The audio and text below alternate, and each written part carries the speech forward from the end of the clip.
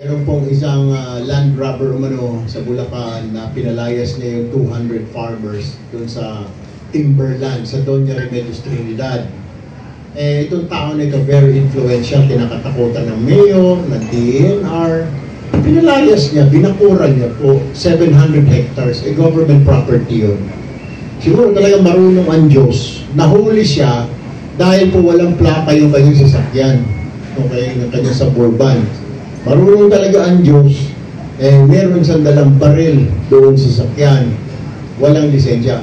Marunong talaga ang Diyos, siguro kadadasal mga magsasaka, meron pa siyang dalang explosive bomba. So, nakasuhan siya. Pero sobrang lakas ng tama. Malaking pera sindikato, etc.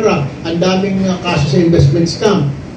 Naareglo. Yung unang kaso ng traffic violation, dismiss kagad.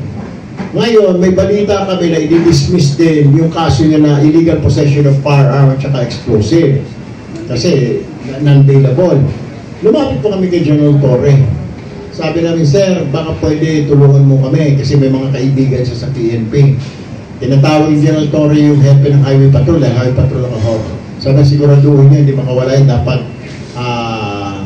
tight ang kaso natin, ang ebidensya. Yun, lumabas na sa fiscal po na no bail ho siya, recommended. Through the instruction of the Chief PNP kung paano po i-file yung kaso. So ngayon po, nakakulong ho yung mama.